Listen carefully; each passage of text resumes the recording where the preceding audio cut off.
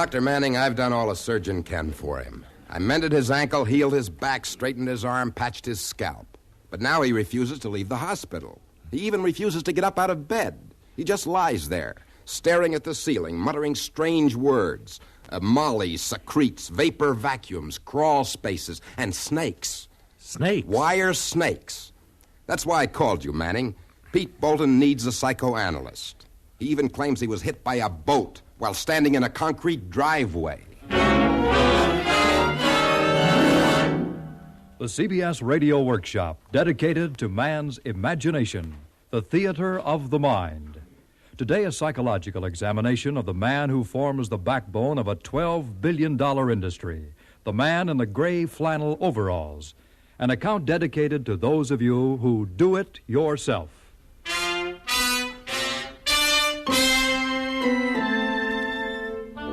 As my colleague, Dr. Forster, had promised, I found Pete Bolton lying flat in bed. The ambulance driver confirmed the fact that Pete claimed his physical injuries, now healed, had arisen from a boat striking him. So help me, Doc, the nearest water for miles around was a fish pond in his backyard. Pete was a clean-cut-looking man in his middle 30s. His smile of greeting was pleasant, but he gripped the sides of his bed tightly as I walked over to him. Mr. Bolton? That's right. I'm Dr. Manning. Dr. Forster suggested that I come and talk with you. Yes? I want to talk to you about those snakes. Snakes? The wire ones. Oh, those. Well, you better watch out for those, Doc. Better sell that house of yours right now. The house? Well, don't you own a house? A little hideaway, a hunting cabin someplace? Well, I do have a retreat for a few of my patients. How long have you had it? Not long. I just took it over. Well, then give it back. Give it back, Doc. Because they'll come, Doctor. They'll come. The wire snakes. Someday, a drain will stop up. You won't be able to get a plumber. You'll have to clean out that drain. Just simple things at first, but then you'll go on from there. You'll become one of them, like I was. A do-it-yourselfer. Then the roof falls in.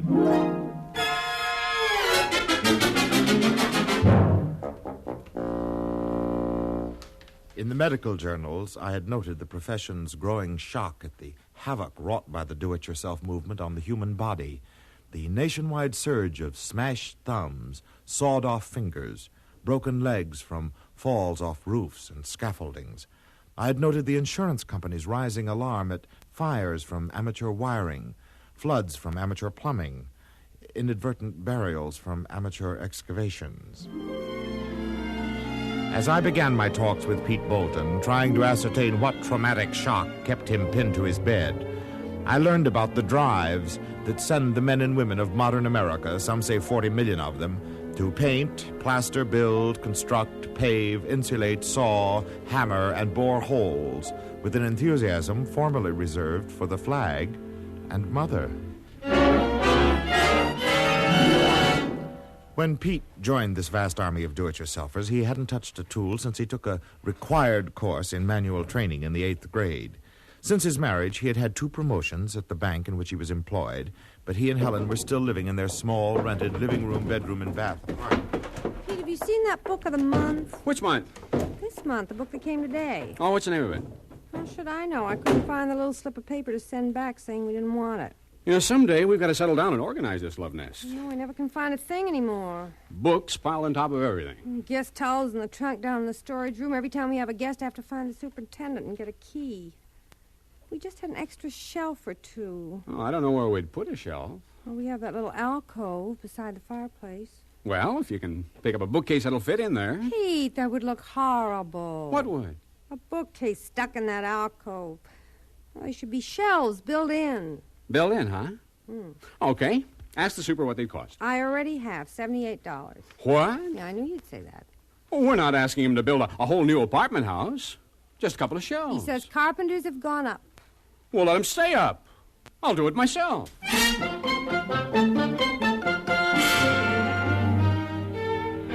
In most areas of the United States today, the cost of materials for a home, an extra bathroom, or a new electric outlet is 1/4 to 1/3 the total cost. The rest goes for labor. Today, the workman, looking toward Social Security, guaranteed annual wage, and health benefits, prefers year-round work with the mass housing contractor, the airplane factory, the glamorous fields of radio, television, and electronics. So the handyman, a vanishing American in most communities, knows where he can do better and charges accordingly. But while the high cost of labor may be a factor for the enormous rise of do-it-yourself since World War II, Pete Bolton was to reveal even deeper psychological reasons. Yes, sir? What can we do for you? Oh, I want some boards for a shelf. What kind of wood? I got some mahogany. My wife thinks mahogany would look nice. How much mahogany do you want? Oh, 4 or 5 pieces. About this wide, about so long. Also, a hammer and some nails. 2, 4, 6, 8, or 10 penny. Clout, wire, galvanized, steel cut. What's that, Esperanto? Ways of ordering nails. Oh, look, if you're going to make it tough for me, I'll... Okay, I'm sorry. Ever put up a shelf before? What do you think? Oh, we get some like you every day. Honestly?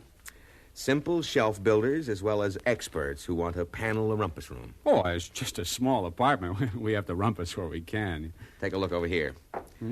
Looks like a supermarket, doesn't it? Do-it-yourself kits for everything. Hi-fi, radiator covers, storage walls. Wow. Out back in our lot, we've got several big kits for prefabricated houses. Oh, yes, but don't you have any plain old boards? I won't sell you a board or even a nail until you take this rule. Go home and measure for the wood you need, then come back and I'll sell you some good white pine, not mahogany. Oh, but my wife... Bring your wife and I won't sell her mahogany. It's too expensive. Now, you don't need it for shelves. I'll sell you just what you need and only what you need. Who knows? Someday you may want to buy one of our prefab split-level ranch-type 12-room houses complete with sod for 3 acres of lawn.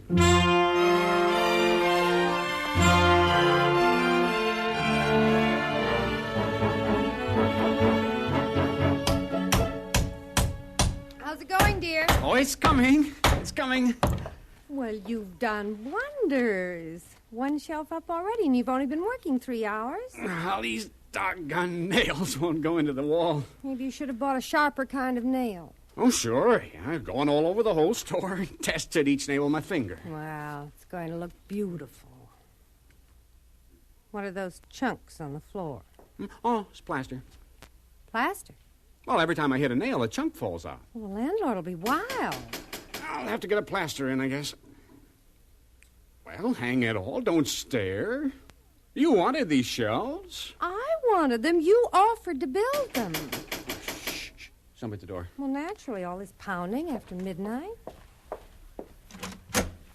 Hi, my name's Kennelly. Live next door. Heard you hammering. I am sorry, Mr. Kennelly. Did we wake you? Wake me? No. My wife and I were working in the apartment. Finally, I said, Erna, somebody's doing it yourself. This I gotta find out about. Oh, I was just putting up some shelves. Say, I put some in our apartment in the same place 2 years ago. Boy, till I tell Erna, my wife, if she's still on top of the desk. If she's where? On top of the desk. We're painting the ceiling of the apartment tonight. Holy smoke, you've made hash of that plaster. What kind of nails are you using? Oh, these? Aren't they the right kind, Mr. Kennelly? You should have told him at the store you were going into plaster. I'll go get some of the right kind and Erna. By the time you fix drinks for everybody, I'll be back. You don't need to trouble. Trouble? We're friends now. All a do-it-yourselfer has to do is knock once with a hammer, and he'll get friends from 60 miles away.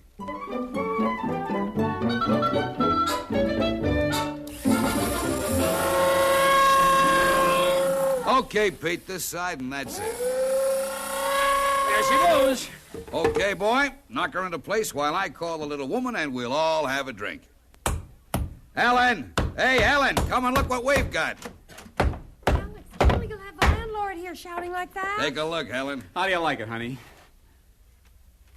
Finished them. You made my shelves. Pete made them with his own little hands. Oh, well, shucks, who told me about the nails? Brought his power saw so I They could... are beautiful, really professional. They're so beautiful, and you've worked so hard. Oh, hey, now, honey, don't cry. It was nothing, really. Yes, it was. It was working all day at the bank and staying up half the night to build my shells. Well, I got a kick out of this, honey, honest. Well, I felt just like old Daniel Boone and Abe Lincoln and the other pioneers building log cabins. What's the matter? What are you staring at now? Nothing, dear.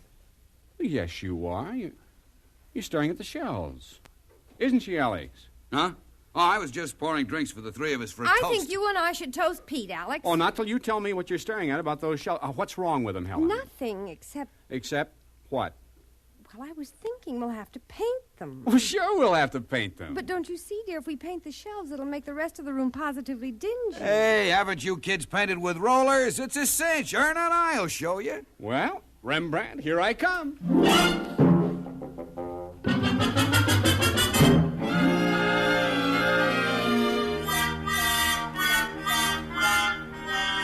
The old gray room, she ain't what she used to be, ain't what she used to be, ain't what she used to be. The old gray room, she ain't what she used to be, now she's painted green.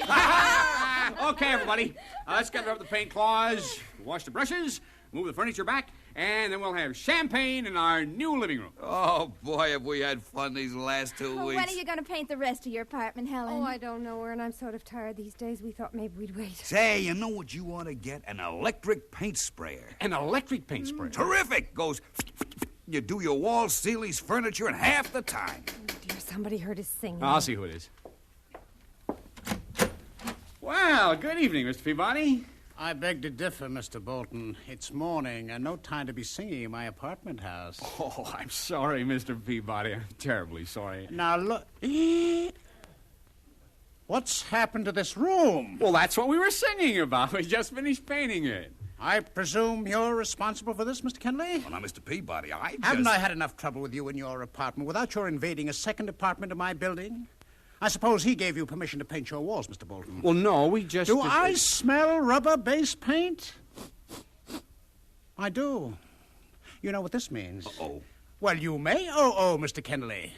I don't suppose you told these people rubber-based paint on the walls of this apartment is permissible only if the tenant guarantees to have it scraped off and 2 coats of oil paint put on when they move. Look, they had the rubber base already bought before And you've added bookshelves, I say. Uh-huh.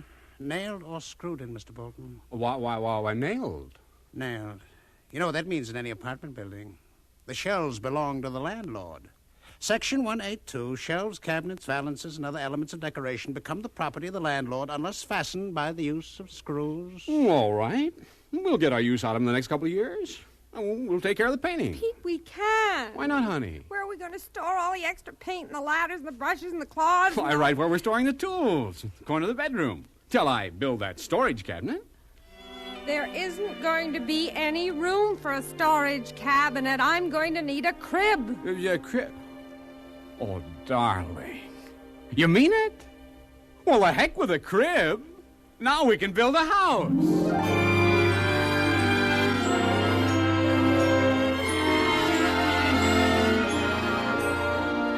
By recalling these first adventures in do-it-yourself, Pete had gained an insight into the Oedipal drive that led him to emulate the pioneer forefathers. Modern man no longer wrests a harvest from the earth. He puts his hand in the food freezer or opens a can. He no longer levels the forest to build a cabin and gets logs for the fire. He rents an apartment and pounds on the pipes for more heat.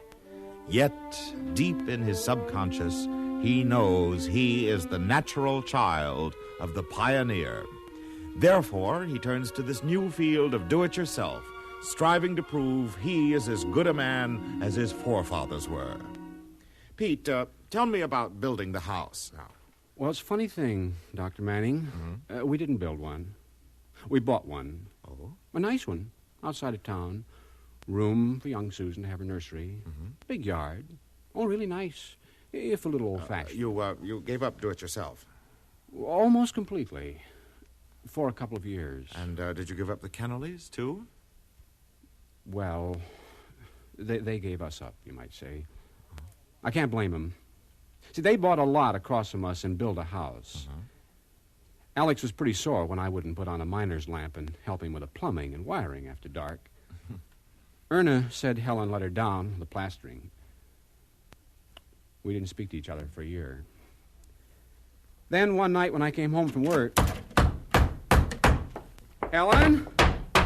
Helen, what are you doing? Oh, Pete, I wanted to finish before you came home. I just couldn't stand the squeak in that next to last step any longer. Well, it squeaked ever since we moved in. Wake Susan up. Oh, no, Susan's nursery's way down the hall. Helen, you're not looking at me. What's up? Well, honey, don't be angry. I asked the Kennelys over for a drink tonight. Oh, you did? Please. It's the way Erna looks at Susan every time I take her out in the stroller. I know she wants to see her and hold her, and finally today...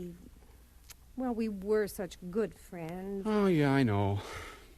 I can feel Alec's eyes on me, too. From his roof, from his new terrace, from his new sun porch, bedroom window, the chimney, the cellar window, from wherever he's working. You know, it was tough when he was just building that house. Now they've started remodeling. I just couldn't let them up to Susan's nursery with that stair shrieking. Oh, of course you couldn't. Here, give me that hammer. Very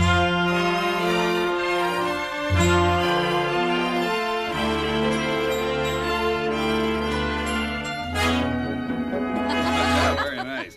Well, it's a good house you've got, Pete, a good house. Of course, if you wanted to put in an hour or two and shore up your front porch, you Oh, know... how about another drink, Alex? Huh? Oh, well, I don't know. Erna and I have to go back and pour some concrete tonight. Alex is putting a new wing on the house. We have to extend the basement. Haven't you seen our concrete mixer? It's a cinch. Hook it up to the power, throw in the sand and gravel. Why don't you two kids come on over and see it No, work? we can't leave little Susan. Oh, that's right. They're family folks now, Alex. Why don't you go over with him, Pete? I'll stay with Susan. Yeah, how about that, Pete? Well, no, I think I ought to stay here. Oh, why not, Pete? Helen can come over tomorrow while you stay with the baby. Look, I've got an even better idea. Why don't you two come over for early supper tomorrow and bring the baby? Why, yes. Now, you can't say no to that. And then we can show you the whole house, concrete mixer and all.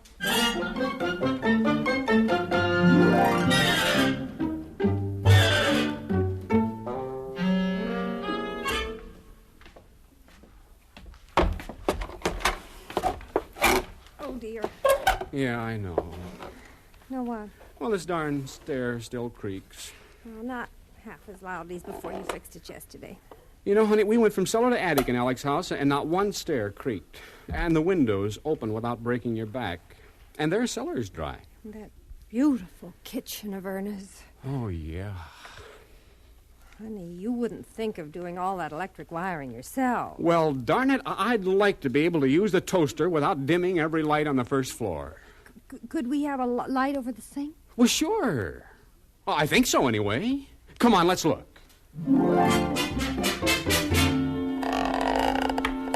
Hey, you got it, boy? Push that BX a little harder, son. I gotta have enough wire to reach the outlet by the sink.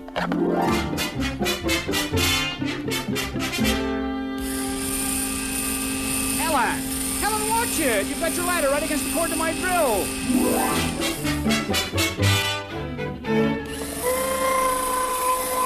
Pete, stop that saw for a moment!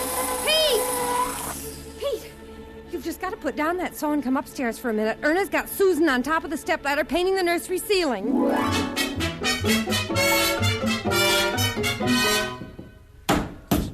So it went, Dr. Manning. So it went.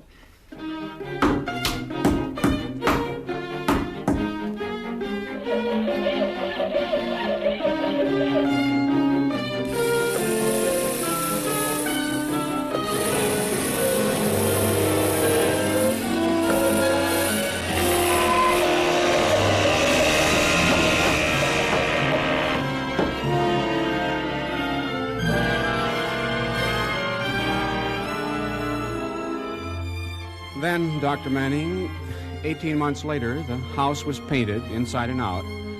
Helen had her modern kitchen. We had a new bathroom. I'd insulated the house, shored up front porch, and... Oh, would you believe it, Doctor? Beyond a few cuts and scrapes and nicks, well, Helen and I had never been happier in our lives. Yeah, there was a lot to be said for do-it-yourself. And I suppose we'd still be at it, but... Well, something snapped when I got sidetracked onto that boat. It was a small 8-foot pram, pre-cut, complete down to the last screw. A child of 10 can build this in 8 to 10 hours, the advertisement said. How's it going, son? Okay, but I'd like to meet the guy who wrote that ad. 8 to 10 hours. There are 737 screws in this thing, besides the marine glue. Almost done? Yeah, just these last couple of screws, that's all. Man, it looks like the Queen Mary. Oh, she'll float all right. You know what? This works. Maybe you and I could get a kit for a 35-foot power cruiser. Sure. Build it in our basement. She finished? She's finished.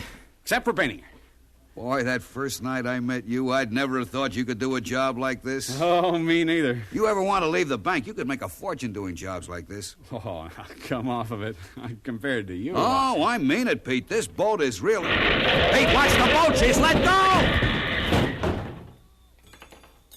Pete, where are you? Pete!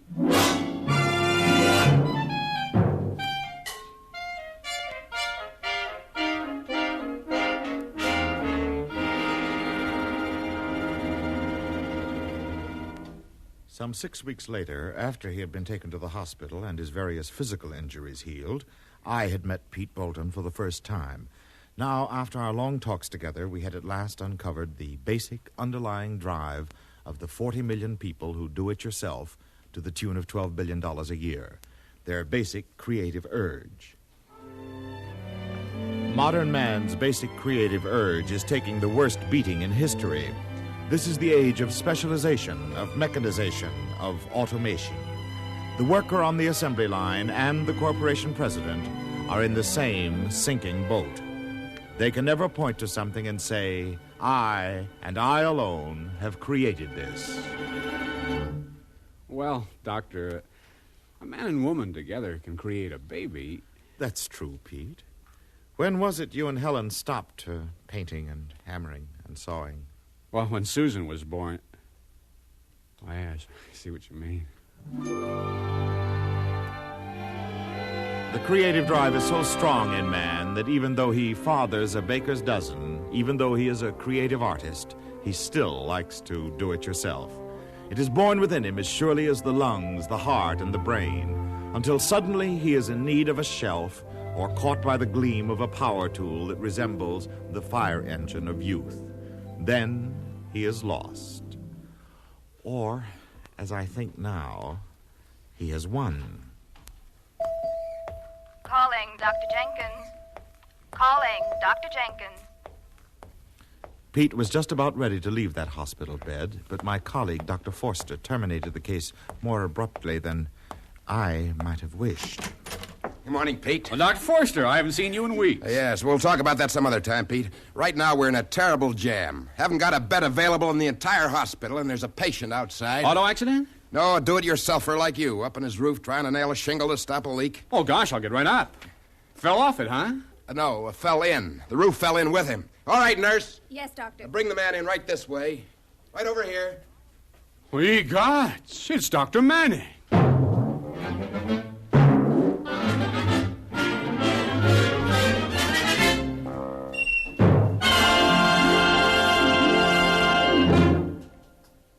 You have been listening to the CBS Radio Workshop and a psychological account of the do-it-yourself movement, written by Charles S. Monroe with music composed by Ben Ludlow and conducted by Alfredo Antonini, produced and directed in New York by Paul Roberts. Barry Kroger was heard as Dr. Manning, Joe Helgeson as Pete, Elspeth Eric as Helen, and Jackson Beck as Kennelly. Others in the cast included Ralph Bell, Leon Janney, Elaine Rost, and Joe Julian. This is Bob Pfeiffer inviting you to listen again next Sunday afternoon to the CBS Radio Workshop. America listens most to the CBS Radio Network.